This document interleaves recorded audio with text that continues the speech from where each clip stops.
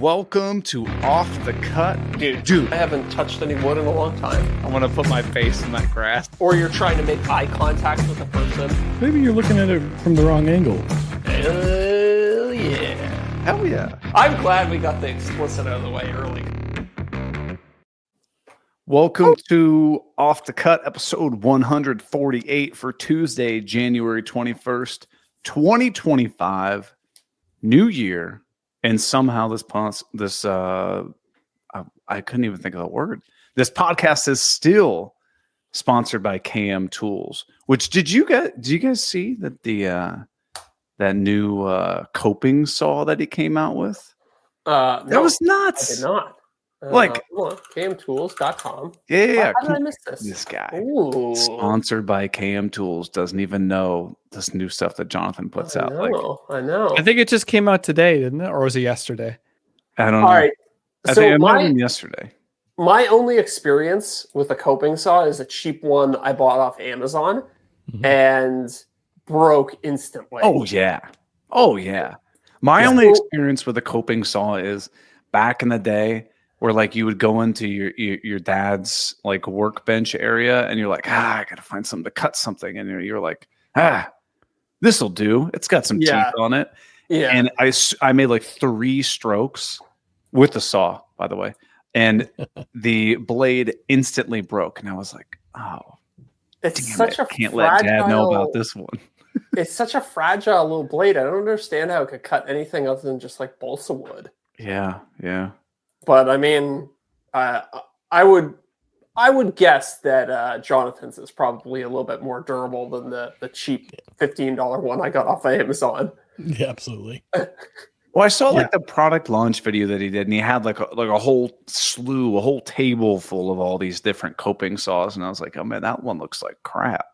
And then this new one, I was like, okay, dude, I see why you went out of your way to design this. But anyway, head over to kmtools.com, check out the brand new coping saw that Jonathan put out. And reminder that a portion of all the sales at kmtools.com goes directly towards the Katz Moses Woodworkers with Disabilities Fund, which gets tools and resources into the hands of folks who need it most. And if you want to get a $50 gift card to KM Tools, all you have to do is go over to patreon.com/offthecutpodcast. Sign up for any tier level, and you're automatically entered to win one of our monthly drawings for that. Oh, yeah. All right. So, as you guys probably realized, our fourth host, Scott, I feel like you should just be the fourth host now. We're going to sign you up for every single week now. You can't get Tuesdays to yourself.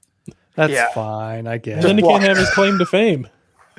Yeah. That's his claim to fame. Never being on a... Well, the only woodworker without a podcast. I do believe he said the only woodworker who hasn't started a podcast. Ooh. So technically he didn't start it. I think he would still be okay. Okay. All right. I guess so. If you're forcing my hand, then I can still say.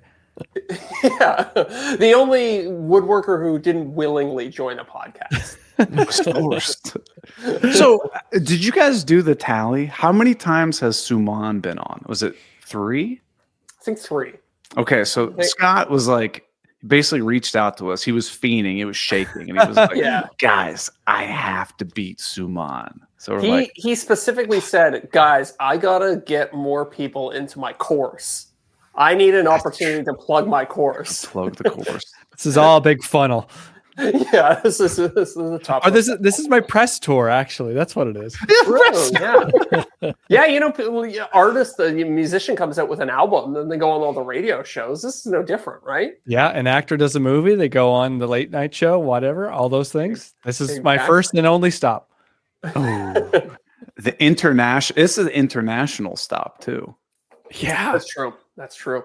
Oh. Cross a border that might not be here tomorrow.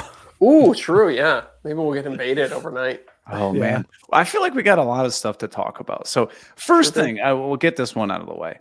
Apologies on from my standpoint last week. I had basically zero internet. Listen to this, Scott. My upload speeds, or was it down? No, it was my download speeds were like 800 megabits per second or whatever, right? So it's like you're crushing it, right?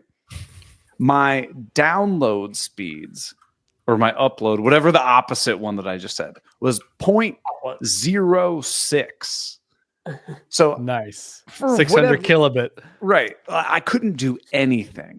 And so I was trying to like hotspot on my phone and like, oh man, it was rough. So I basically just sat on the podcast last week and threw in a couple. Yeah. Yeah. Mhm. Singers here and there. Put dial-up to shame. We got a lot of mileage out of the joke that you were stunned into silence whenever John would say anything. There's a lot going on. I guess without getting political, did you guys see the whole TikTok scenario? Yeah. I wanted to talk about that with you guys. I mean, it seems like it happened so fast. It happened so fast. I missed it. I know. So do you have access right now? Or is it still kind of in limbo? I couldn't tell you. I don't have it. I haven't had TikTok on my phone for probably a year. Deric? I have it. Yeah. Does it work? It came back pretty quick. Like it was literally, I think it was like Saturday afternoon. My daughter came downstairs and she was like, Tears in her TikTok eyes. isn't working anymore. And she shows us the thing and we look at it and sure enough, like we get the message that everybody's got. And then I'm on Instagram and I'm seeing like everybody's posting the same screenshot of the same message that it's been shut down. Yeah. And then it seems like within 24 hours, it was right back up. Yeah. Like it was no big It was like 10 hours or something like that. It was very fast. It was super fast. So I wasn't sure. So I saw that message went out saying that it was. I thought it was that it was coming back, not that it was back. So to clarify, it's like up and running and everything's fine. Oh yeah. Okay. Cool. Yeah. Like it was nothing burger. It all happened within like Scott said, within like 10 hours, 12 hours. What a letdown, am I right? that's what I said. Okay. So again, not getting into the politics of it all. From my standpoint is I invest about absolutely nothing into TikTok. So from my standpoint, if TikTok goes away, fantastic. But one less thing. I don't want anyone to be adversely affected by that. So like people who like make their living on that, like I fully admit like that really sucks if it goes away. Like if YouTube just went away tomorrow because some politician was like, I'm going to ban it, that would really suck for all of us, right? So, right. Yeah. Right. But are all these people just going to stop watching short form video all of a sudden because of it? Oh, they're just going to go somewhere else. For sure. Yeah. Mark Zuckerberg can hoover up their information or whoever, right? Right. I feel for the creators who are like relying solely on TikTok for their income, but at the same time, how dense are you to only rely on TikTok for your sole source of income? Like you're shooting yourself in the foot. But even like we could say that about TikTok, Facebook, Instagram, like those short form content platforms are very vulnerable to Vine. Well, poor Vine. I loved Vine. All right. Leave Vine alone. But like those platforms are so volatile with just like getting views and getting paid already, let alone activity from outside trying to destroy the platforms as well. That like, why aren't you investing in YouTube to build a more stable business? But at the same time, I'm actively trying to invest in other parts of my business to get out my income away from YouTube as much as possible. Right. I mean, if you're a short form creator, you have built-in diversification because you can post on 3 or 4 different platforms. Us long form creators, it's like YouTube goes away tomorrow. Where you go? Vimeo, Rumble, like OnlyFans. Like there's not a lot of options out there. So you're already more diversified if you're in the short term game, I think. Yeah, but I think like the combined income from like all of the diversifications from short form content is still really volatile when compared to a much smaller business on YouTube. Yes. Yeah. Oh, yeah. True. I mean, we've all done the thing where you try to just Scott, I don't know if you have. I haven't looked. You've never just absolutely hammered out short form content, right? I did 2 shorts like 3 years ago and they both sucked and then I quit. But like you never got in the Instagram game of posting videos every single day and all that kind of stuff. Like, you know what's hilarious about my Instagram is I started posting a photo, a couple mid-project, like, once every 2 months, and the photos have been doing really well. Yeah. Isn't that weird? It's wild. Yeah, I got like I have 5,000 followers on Instagram. I don't tell anyone about it. I don't mention it on my YouTube channel. Those are the people that really come and seek me out. I posted a photo about my desk that I'm sitting at that I did in August. Got like 2,000 likes on a photo. Like, what world is that? Photos are back, baby. Yeah. You got to stand out by doing what people are not doing. So post some nice photos. Yeah. Bring it back to the roots. Yeah. Those were the days where you could just be like, oh, I haven't posted anything.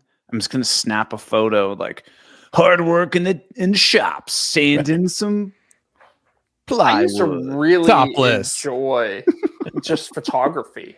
And once Instagram switched to like video only, I was like, oh, well, now I have no incentive to practice this like art form that I used to practice. You know, like I was like trying to take better photos, learning different editing techniques, photography techniques, and it just like algorithm changed, and it's like, okay, well, I guess this art form is dead to me now. It's just kind of sad. I couldn't tell you the last time I finished a project and then was like, okay, I'm gonna like set up glamour shots. Yeah, that was part of my workflow. It's like I would dedicate like half a day to like taking glamour shots of the finished projects. Yeah.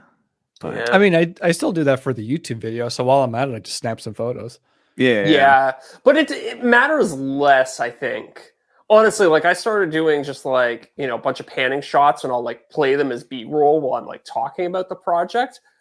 Whereas I don't know, it's like I used to like set up lighting and like find everything for it. People are very forgiving because they're already at the end of the video anyways when you're doing like all the kind of like show-offy shots at the end, right? Yeah, for sure. Yeah. I mean, the problem that I have is that I don't have space to take photos of anything larger than a jewelry box. And I generally make like decent sized furniture. So I'm relegated to my driveway, and people are just watching me doing these panning shots with my gimbal. And oh, that's so funny. I mean, like I have decent foot traffic on my street. So people are just like, what's this weirdo doing? But I just ignore them and do it anyway. Yeah, I would go to the park and like I'd like set up my camera and stuff at the park, and I'd have so many people be like, "What the hell?" That's true. Like I remember seeing like some of your shots of I think your chair project that you did. Yeah, and I was like, this is like in nature. This is kind of crazy. Oh, I had when we were in the apartment, I was like, I had no place to take pictures of this stuff. I had no room inside the apartment. Yeah. You know. Yeah. I mean, you almost need to like rent a studio or something like that. That's what a lot of influencers do, right? They'll rent a studio, take a bunch of photos for the day. Rent a jet. Rent a jet. Like, yeah. On my way to Moscow. Just get the hell out of there.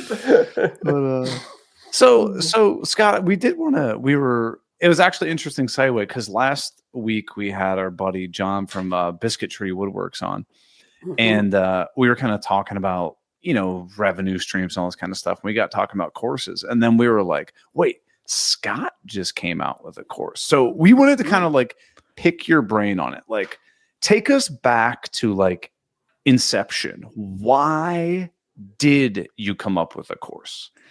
It's something that I've wanted to do for years now. I think probably 2 years ago, when I was kind of in the middle of getting sponsored content, I don't know. Sponsor money is great because it's like a lot of cash real fast, but it also brings stress to it. It brings deadlines. It brings like a boss to it essentially. Yeah. And like, I'm not doing this to have a boss. I'm doing this to be my own boss.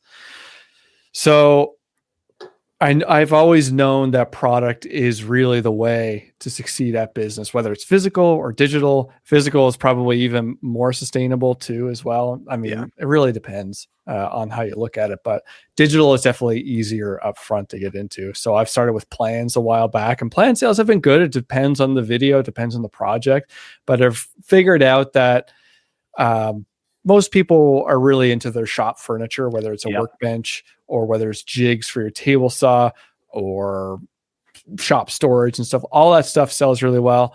I've tried once or twice to do like interior furniture PDF plans, and it doesn't really hit as well because people, if they're looking for furniture, they want a specific look. And if it's not it, they're going to move on. But with functional shop stuff, It just has to be functional, and that is quite universal in a way. Yeah. So plans have been doing really well over the past couple of years. So it's time to step it up and start doing courses because the ticket value is so much higher. Yeah, right. So you can charge a lot more for a video course than because it's more valuable, not just because so much more valuable. You just get so much more value because, like, I've seen your plans, right? Your plans are great, step by step. I have all the drawings, everything like that.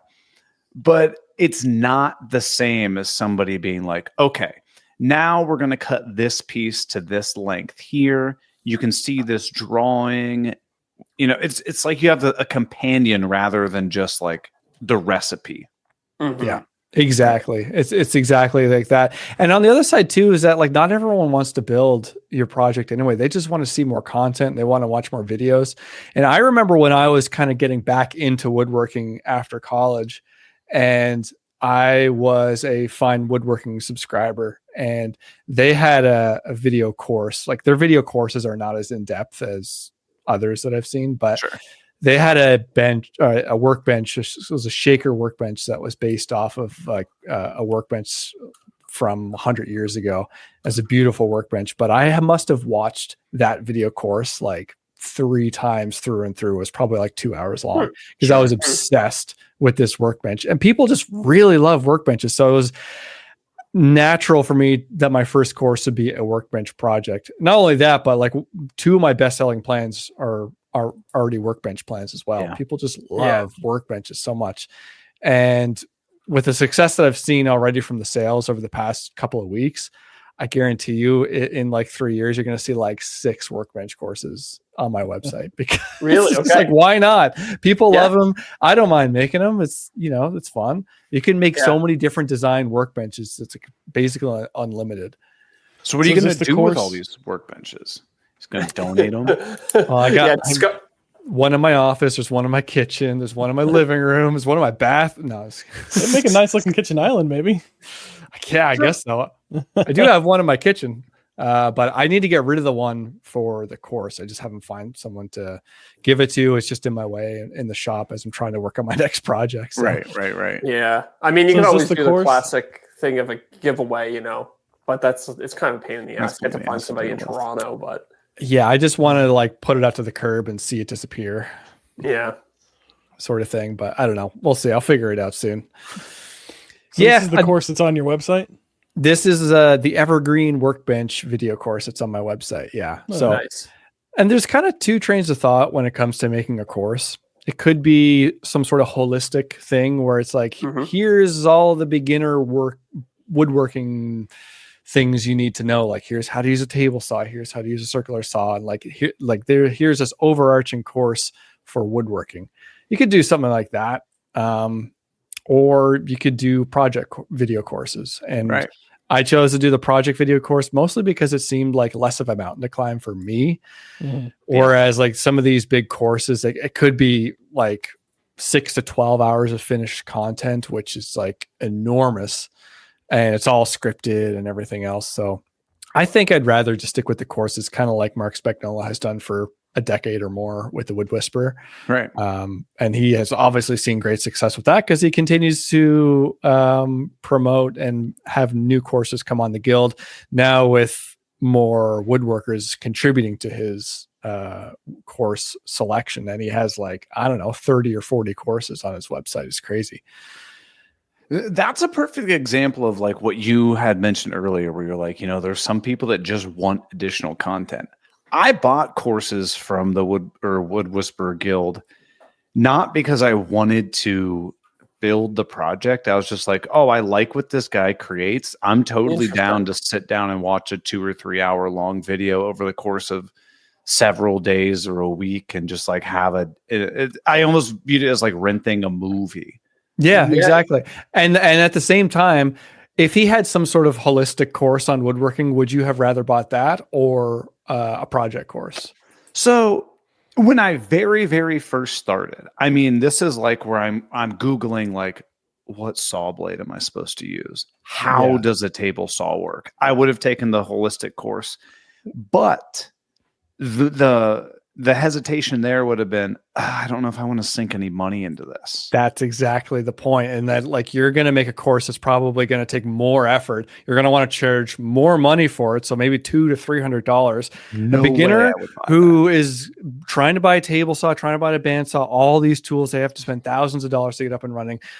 They're not going to have money left for a course like that. So you're going to end up undervaluing your course on what you think you deserve, because you're trying to feed an audience that just simply doesn't have the money. Like you can't do that. You have to understand your market.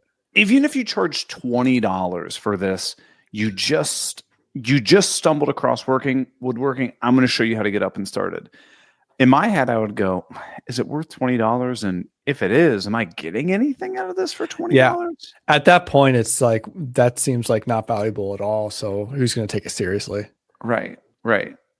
So what I definitely would have done the course thing. Like the flip top tool cart, right? Everybody and their mother has made one and made plans on it. But by and large, I don't know. Here's our idea, Scott.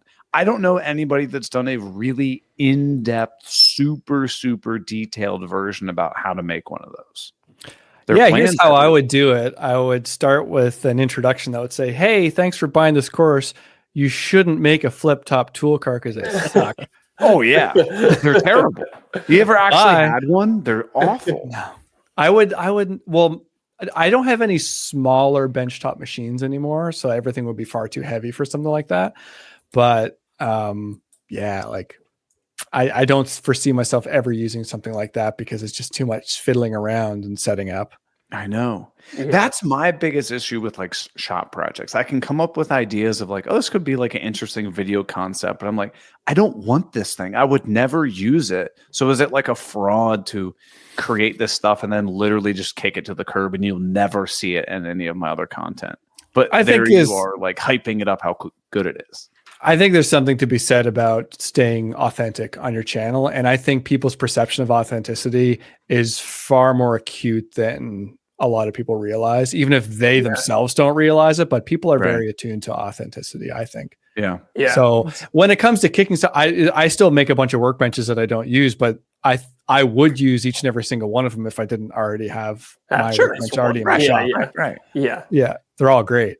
But it would be like if you made a flip top tool cart, Scott, that would be disingenuous because you're like, I would never use this thing. I did have this fleeting thought a few months ago. I think it was at IWS or IWF, the woodworking show. Yeah. Oliver came out or announced they're coming out with this sort of mini wide belt sander. Did you see that?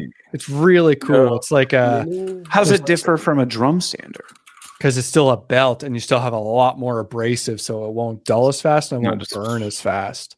So they have two sizes. One is like a 15-inch wide with an open end, and there's another that's like a 25-inch wide with an open end.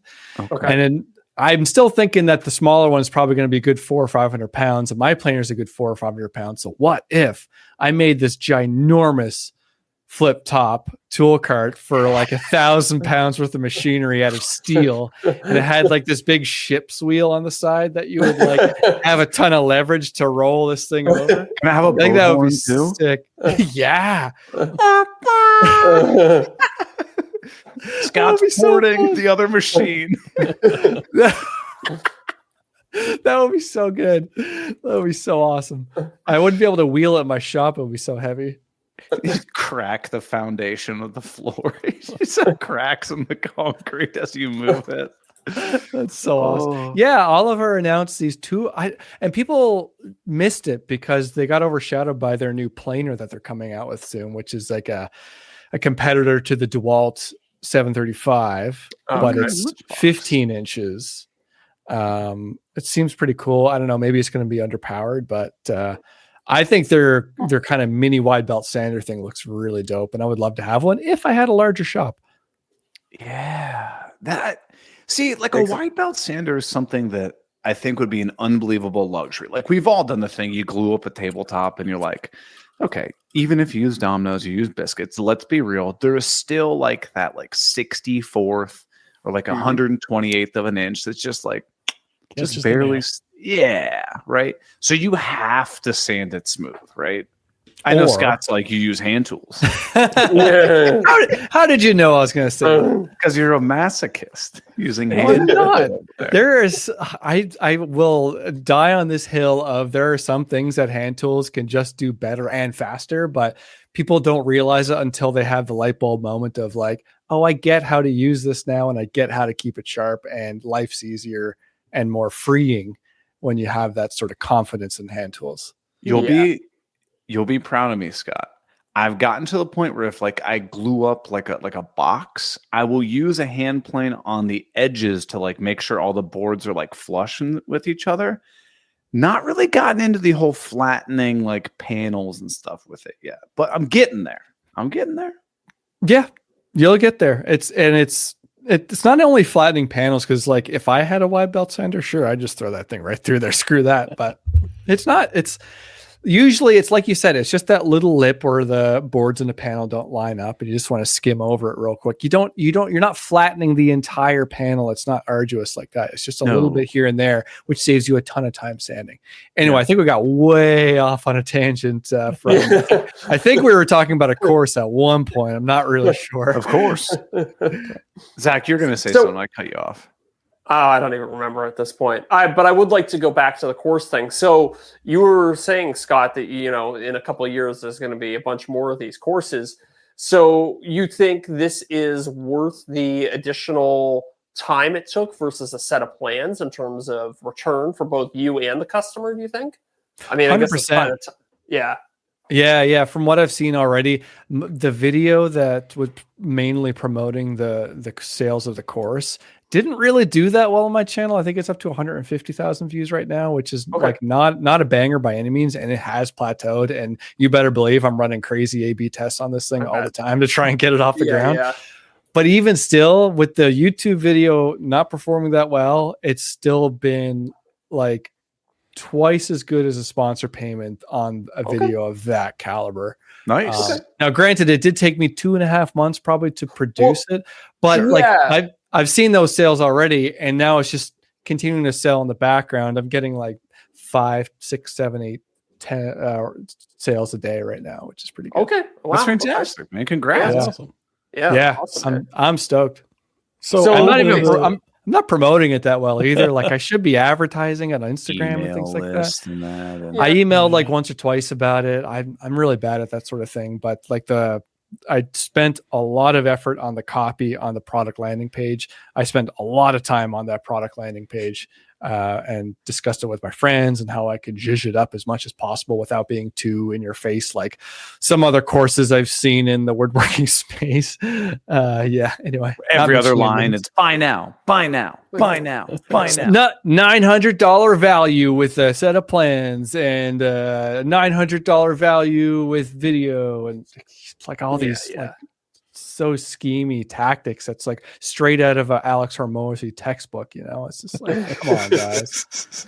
Like the tactics are just going for the lowest common denominator with sales sometimes, and I don't want the lowest common denominator to watch my videos. I want my courses to be viewed by the right people, and those are the people who are going to appreciate it the most. Quality, not quantity. Yeah. Totally makes sense. From like a behind the scenes standpoint. Oh, there you go, Scott. Still water all over us. I'm so loaded right now. I'm smashed. Yeah, I've got a nectarine lemon sparkling water, so I'm just a little fancier than just plain tap water. But hey, going harder than me. Yeah.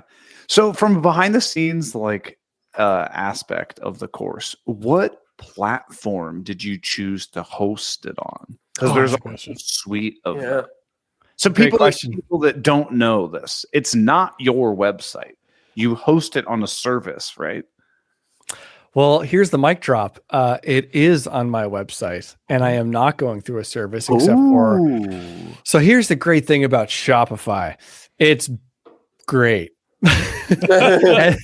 And there's a bunch of like these third-party apps that developers make so you can add functionality to your website. Sure. And even like a year or so ago when I was already planning how I was going to do this, I knew I didn't want to go on those other services that take like 50% of your profits. Like a Podia, or there's a bunch of other ones, right? I know, and I'm struggling to remember those, but like they take a significant amount of money. So I found an app on Shopify on the back end that allows me to host my own course on my own website, and it's like $20 a month. Like it's insane. What? It's it's called 20%. No, it's just a monthly fee of $20. It's crazy. It's called Tevello, Tevello, and it's just this amazing. So it's just this one guy who developed this one thing for people exactly like me. And he's like, whenever you sign, he's like, if you have any questions, just email me. And I had one question, and he had already answered it in like his YouTube tutorial videos for setting it up. And he was super nice guy. It functions beautifully, and it has other functionality that I don't use. Like you can make your own forum that's behind a paywall and stuff like that. Like there's tons of functionality. I'm just using it for a course, but you can build every lesson page. So it's like video and text, and you can make your own tests. You can give your students some certificates at the end and stuff. Like it's brilliant.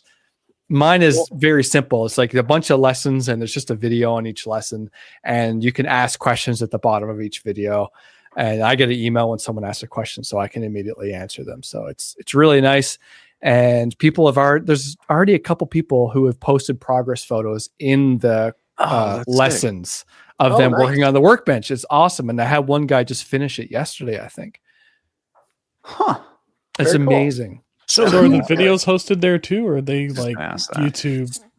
Yeah, so the videos are hosted on Vimeo. I think there is a way you can use the app Tevello to host the videos as well, but he's like, I have to just price it out individually for you. So I was like, you know what? I already have Vimeo. I will use Vimeo to host the videos. And Vimeo is more expensive than the course software on my website. So Vimeo is like a private hosting thing. So you can basically put all those as like an unlisted video, more or less, and then you just do like a URL link through that Tevello. Yeah, exactly. So it's a bit different than like if I were to list it unlisted on YouTube. There's still ways that people can find videos like that. Right. And yeah, I don't think you can get away from like AdSense and stuff like that. With Vimeo, you can completely change the user interface. So you have your logo there. It doesn't actually look like it's from Vimeo. It's very it's branded for your website too. So there's advantages there as well. That's awesome. I'm glad you found a good platform, because when I had started diving in, I think it was Workbench Con last year, or even maybe the year before, we were all kind of talking about courses and stuff. I started going down the avenue of like looking at all these platforms. And I'm like, okay, places like Podia and like Kajabi or whatever. I was like, this looks like a really slick interface. Then I was like, pricing. Oh, it's free. Okay, cool. Oh, wait. Like 8, 10, 12%. I was like, that's like Etsy robbing you blind. Like, oh, I know. Like when I saw Etsy was like 12%, I said, see you later, bye. I got Shopify. I haven't looked back since, because it's just the credit card fees and your monthly fees. Right. Shopify in general, you're losing way less. And with this added functionality from all these third-party apps, I pay for like 3 or 4 or 5 different third-party apps on my Shopify website. There's one just for plans, which is called Skypilot. And see, I just use the built-in Shopify one, the digital download one. Yeah, I didn't know that it existed, honestly, but it gives a way people to log into your website and retrieve their plans whenever they want. Ooh, that's cool. I like that. Yeah, Joe asked a question there. Is there a way to keep people from sharing the unlocked content? And yeah, I think Vimeo is a little bit more complicated. There's like 5 or 6 different like unlisted versions. So like there's a way people can set it so that no one can see it with the link, but you can still embed it in other websites, which is what I have. So there's no way people can actually share my course content to who don't have access to it. That's I guess, well, they probably screen record it and then send it. Yeah, I mean, if someone's doing that, then more power to them. They should probably just like do something better with their time, honestly. I mean, all of these things, it's like, you know, at the end of the day, you're never really going to stop a truly dedicated pirate. Somebody could just point a camera at their screen, and you just want to make it hard enough that it's like a little difficult to dissuade the vast majority of people from doing it. Yeah, you want to rob a bank, you're going to rob a bank. I mean, this is how the way the people who want to buy, like the people who weren't going to buy the course in the first place are going like not going to be the ones that are going to pirate. So you know what I mean? I said no, but yeah. Scott, I have to confess, I put your course on LimeWire. oh man, not on Napster. As long as it's not on Napster. Fair share. Oh my god. Fair share. I mean, those are good ones. Those were the days. So you got this course. It went successfully. Do you have an idea of like what your next course is going to be? I feel like it can't be a workbench back to back unless you do like a completely like, here's a hand tool workbench. Because this was kind of like a storage workbench with drawers. It's got to be the Microsoft station, right? Yeah, Microsoft Station. Like you can do like more specific workbenches that everybody needs. You know what I mean? Yeah, like I definitely have plans to make like here's a 3-tool workbench if you just have like a circular saw sort of thing. Or yeah, I'd love to do historical stuff as well. Like let's do a Roubaud, let's do a Nicholson, let's do a Shaker sort of thing. Yeah. But the next course, I already have the sort of beginning plans of doing a table saw jigs course. So it's going to be like 6 or 7 essential table saw jigs. So like you got maybe 1 or 2 different crosscut sled designs, a picture frame miter sled design, cool. Maybe 1 or 2 different spline jigs, a multi sled. I have a list of like I gotta subscribe for. Yeah, I have a list of like maybe 10 potential. I'm going to pare it down. So it's going to be like 6 or 7 table saw jigs. I've got an idea for you, Scott. Hear me out. Okay. You pitched this one as, you know, what I don't care, call it whatever you want, the ultimate jig course. And what you tell people is you go, when it launches, there are going to be 5 or 6 jigs. However, this is a lifetime membership to this course. So as I come up with a new jig, it will get added to this course. So you might have like a library of additional ones. But then does that add this pressure of like, I feel like I have to upgrade this?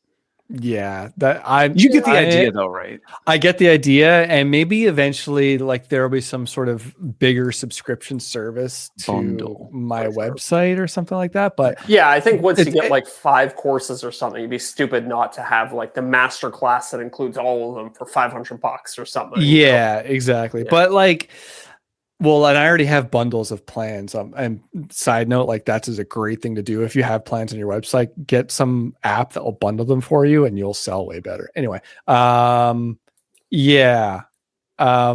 subscription is kind of the same feeling I have from Patreon or YouTube memberships. It's like, I don't want to feel any pressure at all. I'm building a business in the way that I want to. So it gives me freedom. Not only like financial freedom, but just freedom to do what I want during the day. If I don't feel like working, I don't feel like I have to feed Patreon or feed some sort of subscription service that I've made and feel beholden to that. So I'm kind of shy when it comes to things like that. And you know, fundamentally, as a consumer myself, I hate the idea of subscriptions. I think most people do. So I don't think it will be authentic of me to just start, you know, dishing out subscriptions because, you know, that's what's going to make me the most money.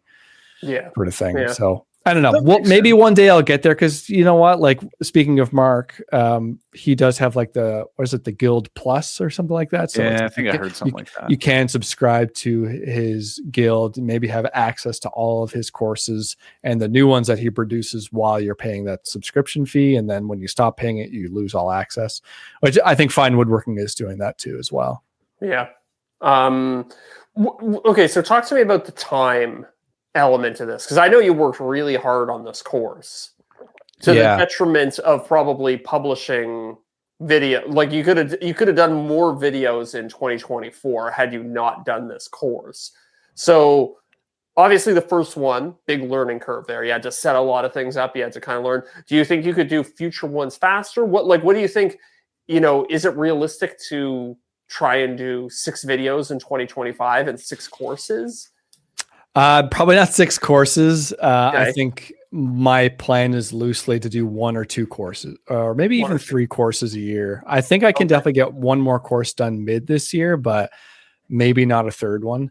But yeah, it is a huge slog, and this was an easy build for me. Like, I think I had it fully recorded and built within 4 weeks, but then it was an additional 6+ weeks of editing, because I edited all myself, which I know I shouldn't be doing. I still need to find an editor that I jive with, and figuring out all the website functionality and figuring out the sales copy on the website. Like, that was all new to me.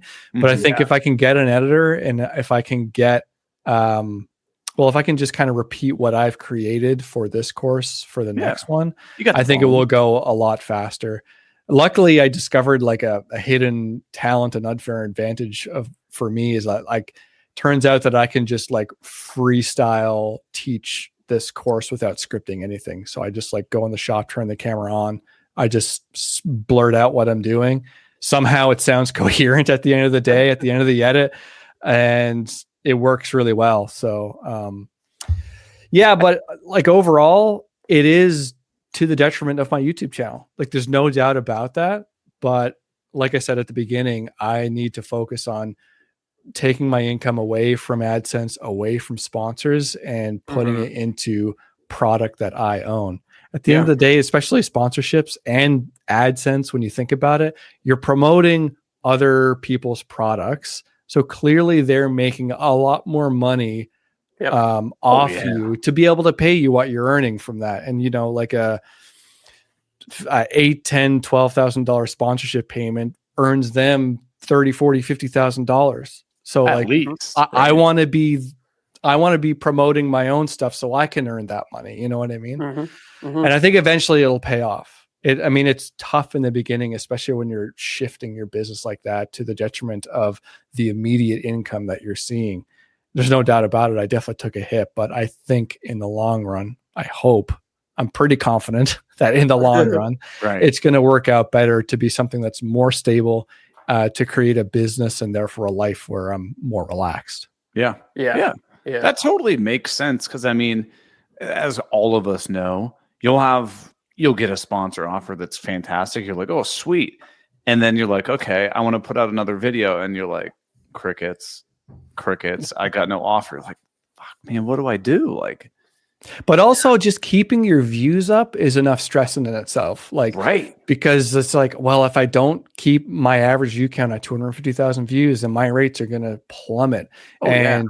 I don't know if you've talked about this before, but the sponsorship rates are not really linear for your average view count. Like, it's kind of like a curve. So like, if you start losing, like, the sponsorship money dries up pretty fast. And I don't know about you guys, but totally. And the offers this past year, like the end of 2024, were bleak compared to 2023. Yep. I think these companies are just starting to figure out that, maybe we're not getting the ROI that we used to see on influencers. Maybe they're shifting their focus on other forms of advertisement because like they're just not playing ball anymore, at least in our community. Yeah. I mean, it completely makes sense. Like, is this something that's just washed out, worn down? Everybody is like, okay, I know when I watch a YouTube video, if it's 20 minutes long, when I get to that 9, 10, 11 minute mark, okay, just get ready to fast forward for 30 seconds. And even if you are providing me value during the ad read, I'm probably going to skip it anyway. And here's the funny thing, and this is something that I learned when I just published the YouTube video about my workbench about the course. I did like a typical 60, 70 second long pitch, but this time for my product. And I think I sent it to you, Zach. I sent you the whole video. There was no dip in the retention during that. There was absolutely zero dip.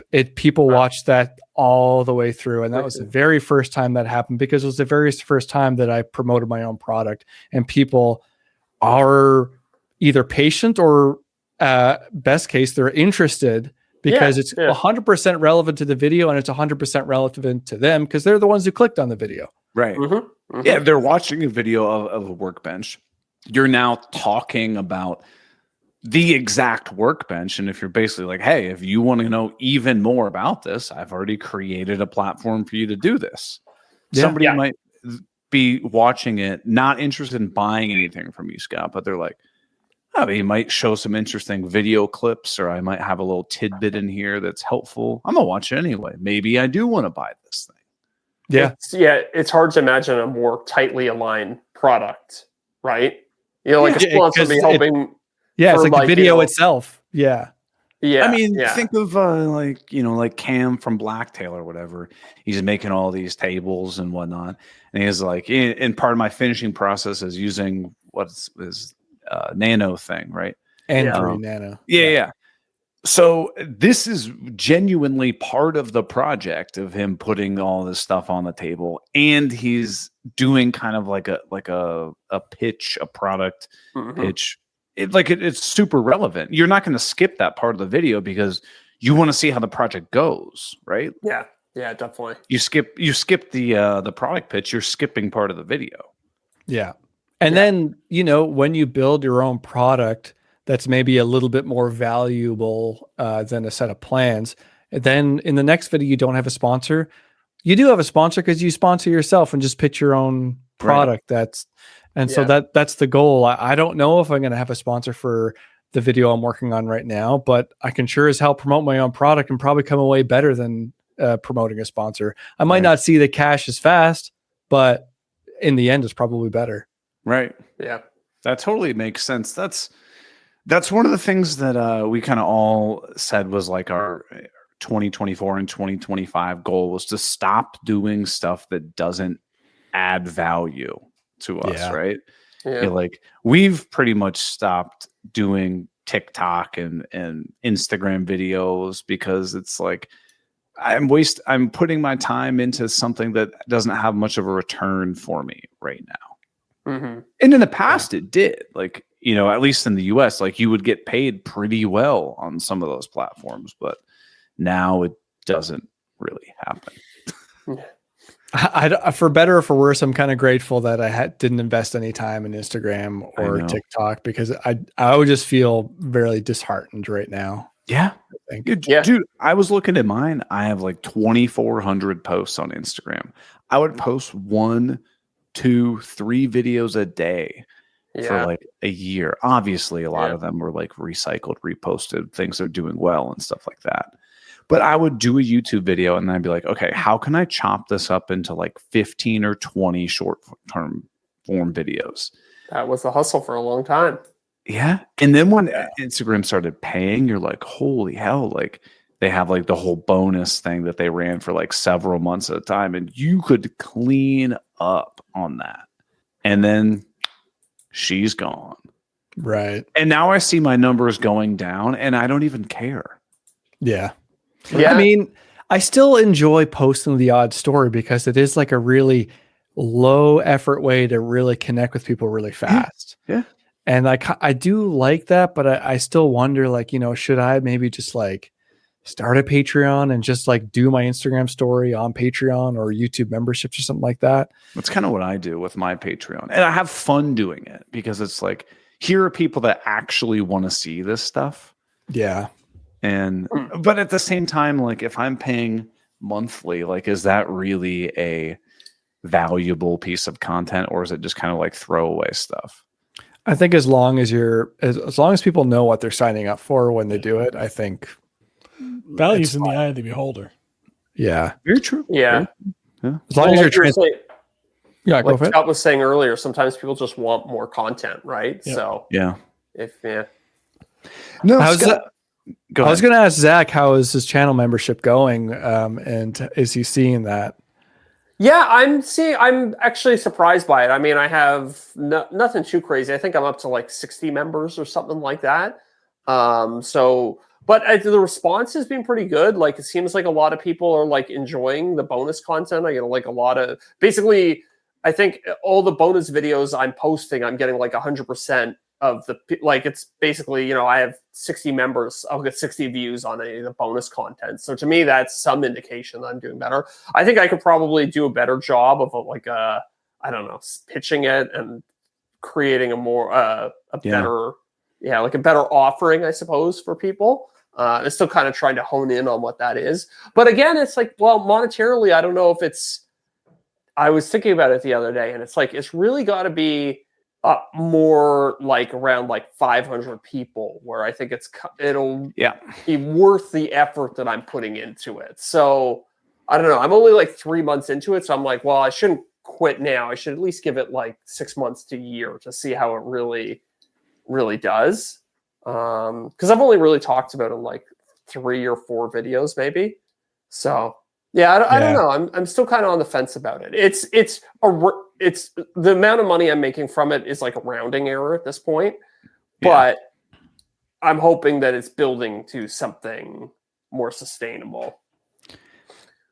I'm in the exact same spot you are with the subscription thing. And Scott, I think you were actually you're watching the live stream when I had mentioned the fact that I'm working with an ex-executive of Patreon, that we're launching this like survey thing to gain tons of insight and data from my audience about like what they're looking for with a membership and all this kind of stuff. And it's going to be launching with my next video, as far as like this whole survey to collect data and stuff like that. And when I talked to this guy, he's like, by and large, what people want for a super successful subscription-based Patreon thing is basically what you already are providing. So like your YouTube videos, you know, these project videos or whatever, just more of it, or more in depth, and less like chop, chop, chop, chop, chop, but more like focused, basically a course. Like, people are just looking for additional content that's very similar to the same value, but not wildly different. Like when I was talking to him, he's like, it doesn't surprise me that your behind the scenes updates don't draw much, because people aren't going to YouTube to see your behind the scenes updates. They want to see you teaching them how to make this, or like a project in and of itself. So he's like, maybe you do a smaller project that's like, I don't know if I'd put this on YouTube or something like that. But we're trying to gain those insights for my audience, which will be coming soon. Yeah. And I think too, it's like, even if both earned the same amount of money and you're doing the exact same thing as a course or behind the scenes content, I choose the course and sell that, because then I don't have the pressure constantly on me of like, oh, I got to do something for my subscribers like all the time. I know. So it's tough. And I did something similar where I was kind of testing the waters, and I kind of dropped it because it wasn't performing that well, but I just wanted to collect more emails. So I was like, well, what if I treat the Vmail, what if I treat my email as like a Patreon, but just free? Like, but all I need is your email and I'll send you additional content. And I like the fact that I could go kind of in depth with like random things, like how I sharpen my chisels and other stuff like that, which I would never put on my main YouTube channel. No. But even like the amount of effort I would put in for the emails that I would get back wasn't worth it. And it was free for people. Just give me your email and I'll give you more free content. It's like not even like you have to pay for it at all. You don't have to subscribe. I just want your email so I can hit you with more free content for the most part. And then eventually when I have a product launch, I will let you know about that. But I'm also really bad about my email marketing, that I tend not to be very aggressive with it and annoying. So it's really just a win-win for people to sign up for my email. But even then, it's like my best performing pitch to my Vmail newsletter was like 250 emails maybe. So I was just like, I could just get a free table saw from DeWalt and do a giveaway and get like 10,000. That's what I was going to say. Yeah, I was going to say, for example, and I did in one of my like top 10 tool list videos, I'm like, if you stick around for the video, at some point in this video, I'll show you how you can get a free whatever, right? And I do like one of those, what is it? The something.io, like the giveaway thing that everyone uses. I can't think of the service. I know what you're talking about. Gleam. Same time. Yeah. So I did like a link to Gleam, right? It costs you nothing. It takes 2 seconds to set up. And every time I do something like that, I can get 10 or 15,000 emails from it. But isn't that kind of like also like doing giveaways on Instagram and stuff like that? Like, don't you end up with a bunch of low quality email leads? Like, you're just padding out your list, but they're not really interested in what you're selling, right? I think you definitely bring up a very valid, concerning point. And that's why when I did it, I put it at like 80% of the way through, not at the 95% mark, not anywhere. Like, you would have had to actually watch the video to even be able to find where that is occurring. Yes. Yeah, but these contesters, like, they have their own communities that like people just say like, oh, everyone go sign up for this contest. Okay. And everyone, it's like, it's a whole thing. Like, I have someone in the family that does it, and it's just like, why are you doing this? But like, never mind. It's not my place. But yeah, like the contesters are like definitely diluting your quality of your email list. But for sure. It's hard to know, really. Yeah. And the way I've been monitoring that is like when I send stuff out, checking out the open rate, and it's still pretty solid. So I was like, it's definitely gone down like a couple points, but it's not like you went from 40% open rate to 5, right? That would be like, oh God, just empty this list and restart, basically. Yeah, I think because I've been kind of giving so much away in my emails that like my open rate has been like 70%, which is pretty good. Mm-hmm. Oh wow, yeah, that's great. And I think that speaks to, you know, even though maybe it's not the biggest number, like you're not doing huge numbers anytime you push the email list, you are getting people who are actually very dedicated in it. But it's like, and then again, like I don't know about you guys, but I don't really have much interest in sitting down writing out newsletters. Like, that would be something I'd farm out. Yeah. It's more interesting to me to hit record on the camera and just spew out whatever comes out of my mouth and just send that, because then I don't have to write anything. I'm just like, go watch this video. Yeah. Now, Scott, have you noticed with like producing the courses? Like, let's be real. When we make YouTube videos, we're making it chop, chop, chop, super tight, super concise. Have you noticed that with the course, you can be like, all right, so I'm going to use this glue. Here's kind of like why I would use this glue. And it's like much more like fluid conversational rather than like bullet point, snap, snap, snap. Totally. And that's why I don't have to script anything, because I can just keep talking about whatever the hell I want to talk about. And I do try and keep it concise, but like, it's amazing how little I fumble over my words when I'm just able to just relax and speak my mind. Yeah. So it's when it comes time to editing, it's also a lot easier because, you know, sometimes it's like a minute of me talking and then there's an edit. So like the editing does go fast, even though it's still a gargantuan project. Yeah. You know what's interesting though, is we all know this. If you would, not that you would do this, if you would take your course as a whole, make it an hour and a half, 2-3 hour long video and just put it on YouTube, that video would not do well at all. Absolutely not. And I enjoy making this in-depth content, but like part of the reason why I want to put it behind a paywall is because it's so much effort to produce it. And if I just stuck that on YouTube, it's going to get like 100 views. So I might as well like get those 100 people to pay for it, sort of thing, you know? Right. Because, have you gone in and looked at the analytics at all on these the course videos to see like if people are dropping off on views at any point? Yeah, do you have the same access to retention? You do. I haven't checked though. Okay. Like, do I care? Not really. Yeah, that's what it would be interesting, but I just devil's advocate, it could be a good proxy for user satisfaction, right? Like that's the way YouTube or where uses to go it. So next. people are making it the whole way through your course. You're like, oh, I'm doing a good job here. I mean, you might want to look at it when it comes time to do the next one. If you see a bunch of people are dropping off at a certain point, it's like, oh, maybe I won't do that next time. And there's a couple other things I could look at too, like in the Tavello app, it shows completion rate for every member. So it's like when they finish and click like complete and continue or whatever, like it marks their progress, and I get to see everyone's progress. You mean somebody only watches 60%, but they mark it as complete and continue? It tells you that? No, it wouldn't tell me that. I would have to go into Vimeo and see.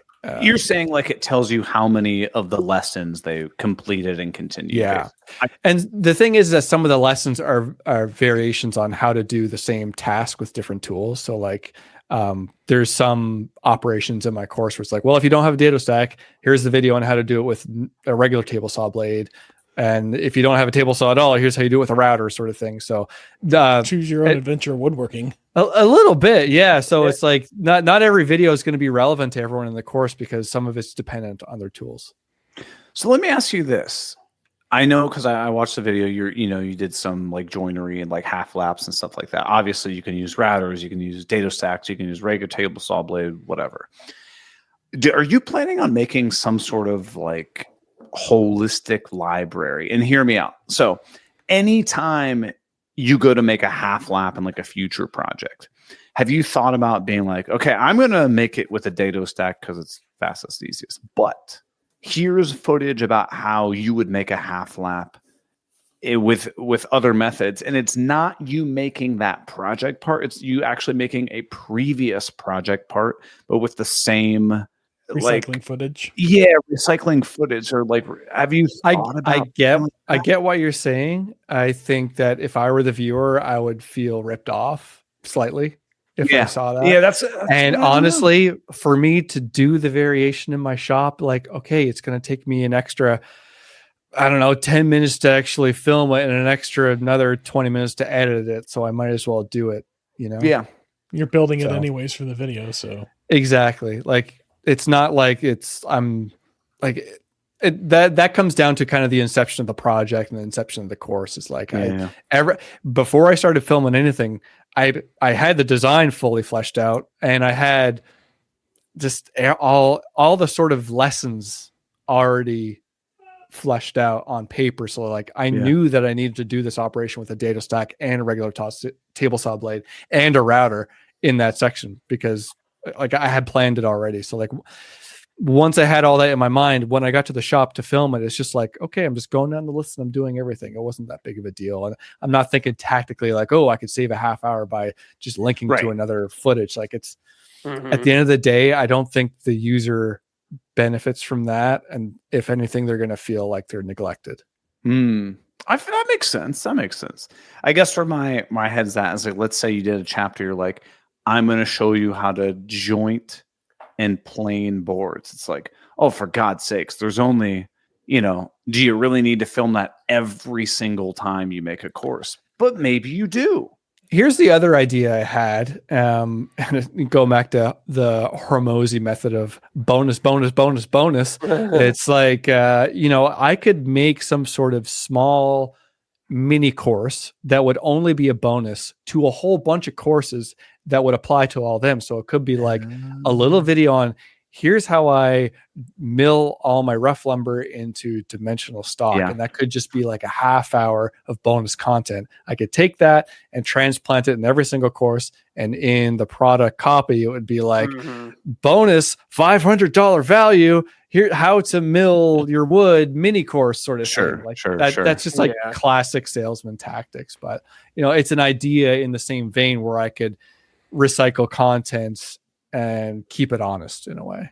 Yeah. So basically you're telling somebody from the get-go, you're going to have an entire, if we're going to talk about milling lumber, going to have an entire mini course, entire chapter all about milling lumber so that when you're doing the actual course, you can be like, okay, so the first thing is I milled up this lumber. Now that's all milled, I got this. But if you want to go through the detailed step-by-step thing of how I mill it, you got the bonus course that has that. So it doesn't feel like you're getting the bait and switch. It's like, okay, well, we're just going to get right into it rather than being like, okay, I'm going to show you how you open your garage door and how you get in your garage and how you turn on the lights. Like we have to start with some predisposed like assumptions from the get-go. Yeah. Right?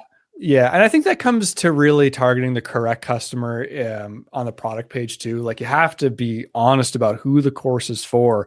And like if you're selling a course that's skipping information that a beginner wouldn't know because you're targeting towards a more advanced woodworker, but you just didn't say anything about it, like that's a problem. That's on the seller, not the customer. So like, if I had an advanced course on how to make a Roubo workbench, of course I would skip all the milling, like, because the type of person who's going to build a Roubo is already going to know how to use a jointer and a planer and a table saw, right? Sort of thing. And you're probably not going to be building that with a pocket hole jig or a circular saw and a T-square. Yeah, exactly. Yeah. And like at the end of my product page, there's a big FAQ. And like the first one is like, is this course for me? And I said, like, yes, it's for beginners and intermediate, like woodworkers. Like it's clear as mud. Like you have to let them know who it's for. Yeah. Now, do you have one of those things where it's like, if somebody has only gotten through one chapter or whatever, and they're like, this wasn't for me, that they get like a refund or like? No, I don't. Again, that's like another salesman tactic, like, give people peace of mind that they can back out anytime. But like, if people are questioning it, I don't think I even want that customer anyway. Like, because they're going to be the type of people that's going to annoy me in my emails and annoy me in the question section of all the lessons. Yeah. Like if you're not sure about it, then don't buy it. Like, I'm not forcing your hand. Right. Like, so like, yeah, like I could offer a guarantee if you're not satisfied in 30 days, full money back. But like, if someone really has a problem, email me and we'll figure it out behind the scenes. But so far I've sold over 100 and I've had no complaints. So it's very, very rare on any of my planned sales either that I get any complaints. Right. And so my thing with like, if I ever get complaints, which is rare, somebody like, hey, I noticed this, like typo or whatever. I always go, thank you so much. I'm going to, update that for everybody else. And just, to say thank you, I've refunded your purchase and here's like a $25 gift card to my website. And no one ever spends it. People are like, oh my God, thank you so much. They didn't need to do that. And I feel like something like that makes a good like experience and it costs you nothing. You know what I mean? Yeah. I think one of the best things that anyone could possibly do on their website if they're selling product is to have reviews. Just like Amazon, people want to see reviews of what other people think. And when I started putting reviews on my site, like the sales, they drummed up. Even when videos die, people go there and they get convinced because they're looking at people's reviews. And I mean, obviously you have to have a solid product that's not going to drum bad reviews. So like all my plans are pretty solid and stuff like that. And I've already started getting reviews in for the course, gotten 5-star reviews right now. And it looks awesome. I'm looking right now. Yeah, it looks awesome. You gotta have the. Oh, there is. Okay, never mind. I was gonna say you gotta have the reviews like at the top of the page. You have to scroll down just a little bit to see the 5-star review thing. But yeah, because the hero banner video is a bit large, so it does bump it down a little bit. But yeah, like there's a lot of stuff on the product page, and I'm pretty happy with how it is. It's pretty long. My web developer friend made me a floating add to cart button because of what the page is so long. So as you scroll down, it's not live yet, but I need to publish that. I was going to say it's not working for me right now, but no, it's working in the beta page, but he hasn't published it live yet, and I don't want to mess his work up. So anyway, the page is so long that by the time you get to the bottom, you're like, where's the add to cart button? So developed a add to cart button that stays on the page and on mobile as you scroll down. Nice. I dig it. I have a question I want to ask you. Solutions. Save it for the after show. I know. Yeah, we got to hit the. Well, I have two questions I want to ask you, Scott. You can ask him now, and then I won't answer him until the after show. Oh, okay. My first question is, let's say that some Karen goes on and leaves you a 1-star review. Can you remove it? Oh, you can always remove it. I don't know. It's not a yes or no answer. It's an ethical question. And we were discussing milling lumber and stuff and Oliver's new stuff. I want to get your input on which jointer I should buy. Yes. Okay. I heard that you were looking to shop for one. Yes. Yeah. But I also have something I need to tell you guys in the after show. I've made a big decision about something this year.